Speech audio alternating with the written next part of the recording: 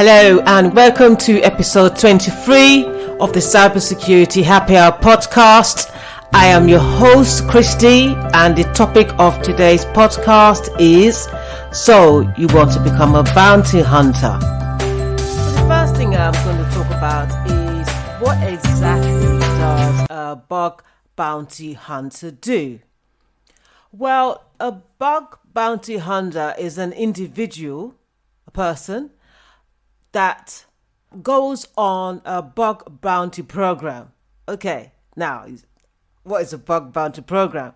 Well, a bug bounty program is a program or a scheme offered by organizations, and the aim is for these bug bounty hunters to find weaknesses or bugs within their web application.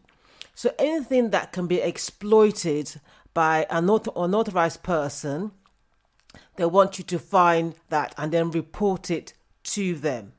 Now, as a bug bounty hunter, once you have discovered the bug or the vulnerability, you will receive payment from the organization. Payment could be in monies, or sometimes there have been things like mugs, hats, etc. But most people preferably want the money. So you're looking to exploit any kind of, it could be especially software, any firmware within their web applications. Now, organizations use bug bounty hunters. Remember, it's not just you. There are going to be many hunters hunting these bugs. And the reason why they do that, so they can actually find out any security issues before that site or that web application, let me say, go live. And it's a good way to those organizations show that they take security of their products quite seriously. So what is the difference between a bug bounty and a penetration testing? Now, with the penetration testing, that project or that scope will be given to one organization where they will have a group of ethical testers to find out these vulnerabilities. Okay, so it is given to one organization, and these testers will find out these weaknesses, and then of course they will test the code, and then report it to the client. Secondly, with pen tests, there is an agreed time frame. So, for example, a project, depending how large the scope is, it could last, let's say, 3 days, 5 days, 10 days, for example. So there is an agreed time scale. On the other hand, a bug bounty program do not have that limitations, i.e. you must do it in 3 days or 5 days. Okay, so basically anyone who's experiencing bug hunting can actually decide to register on certain site like HackerOne, for example, and then work within a scope. Of course, there's a scope that you must stick with, and there's things that are out of scope. So there isn't that time frame or limit compared to penetration testing. And how do you get paid again? If you find a bug. So if you find a bug that is actually there, I should say, then you will get paid on your findings. Of course, on both occasions, the pen test company will be paid. But then with an individual bug bounty, of course, the incentive there to be paid as well as the fun of finding bugs. But then, of course, since they haven't got that restriction, they will spend a lot more time doing an in-depth search of these security vulnerabilities. As well as the financial incentive, of course, it will make you an expert researcher, because if you do many bug bounty programs, of course, the more hands-on search of these vulnerabilities you are, the more experienced you become. So the hands-on approach. And secondly, of course, is to the incentive of finding new vulnerabilities. I think that's the drive. Yeah, you have the financial aspects of it, but the drive of finding something new and helping an organization to fix it. Now, you can choose to be a full-time bug bounty hunter, or you can decide to do it for our part-time. So possibly you can do it part-time and probably you're doing a penetration testing job. That might be your full-time job. Or sometimes you might want to get to supplement or to get extra income. So the choice is yours. So that flexibility is there. And I said it can be fun. It can be fun finding new bugs and gaining more experience, giving that hands-on. And over time, you can create a catalog of bug bounty successes, which can help you if you're looking for work as well. Now, according to HackerOne 2019 report, now what that report revealed that organizations have these vulnerability research initiatives, and with these bug bounty initiatives and helps to uncover that security weakness. That's your objective, to find out what the weaknesses are. And I've actually mentioned what kind of weaknesses I'm talking about. Even cross-site scripting flaws or things like authentication. Anything really in the OWASP top 10.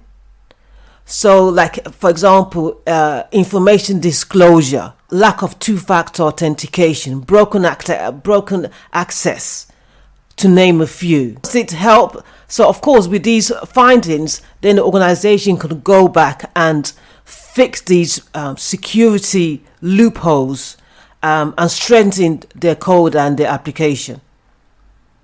Now, I've mentioned penetration testing. An organization can choose to do both, i.e., do their normal penetration testing and also do, a bug bounty program. And what does that do? It kind of strengthens the security. You can see security from both sides.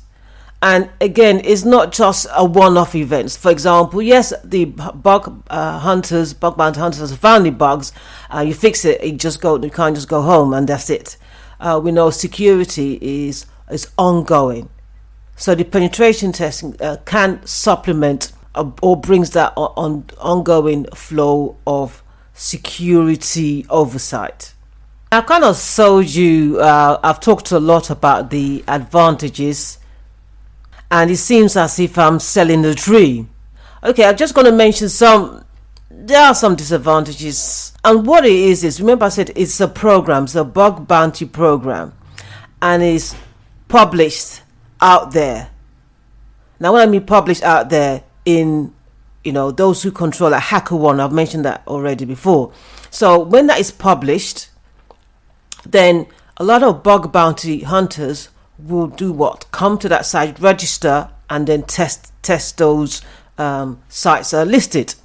Now, I said there are many testers, and because there are many testers, another bug bounty hunter may find a bug before you. So there's a likelihood you may find the bug, but it may be too late, for example. So that means you may not get paid. You only get paid when you find a bug that has not been submitted by other testers.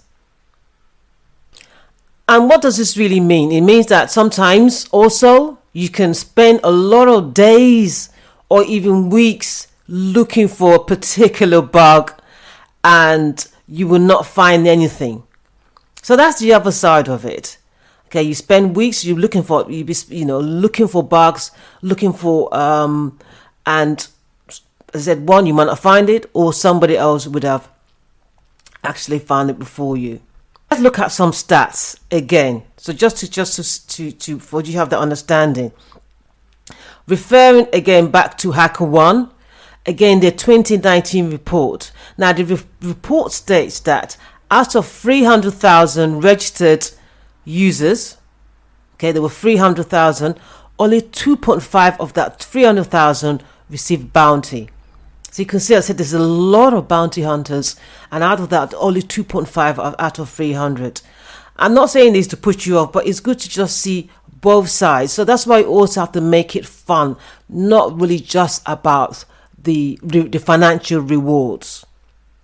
On the other hand, there is a chance also to make a lot of money on that is also you have a financial compensation almost similar to what you would, your annual salary, for example. Yeah. This might not be often, but if you find a bug and there's, and it is unique, then you definitely get the compensation. But what I want to say here is that it's a fun thing to, you have to be doing something else alongside of this, at least initially. So you don't get frustrated with looking for a bug, and that's the only thing that you do. And of course, you still have to live, i.e. you still have to pay your bills. Now, where can you might say, where can I find these bug bounty websites? So I'm not listing these in order, but one, you can go to Integrity. Integrity has a bug bounty, various bug bounty programs. We HackerOne.com. So if you go to HackerOne.com, you would find numerous programs there as well. BugCrowd, Netitude.com as well. They have the bug bounty program. Even Microsoft and Facebook have their own bug bounty programs. You need to go to those websites and create an account. So create an account, and then once you create an account, you log in, then you're going to see a list of the programs. So that's the easy part. But the secondly, you must be experienced. So one of the primary tools that is used for bug bounty program, I said primary, there's many others, but it's Burp Suite. So you need to fully understand Burp Suite and use Burp Suite Professional. So check out Burp Suite, portswinger.com. Now, if you haven't got experience, you can start by practicing bug bounties. There are many platforms out there, and one particularly popular one is Hack the Box. So if you Google Hack the Box, also Hack This, another popular site. There's platforms there you can practice until you feel ready. And even if you do have experience, remember, this is an ongoing thing, lifelong learning. Well, this is all I have for you today so you want to become a bug bounty hunter. If you've got any questions, you can leave a comment or you can send me an email, and all the information is on our show notes. Have a blessed day. Bye for now.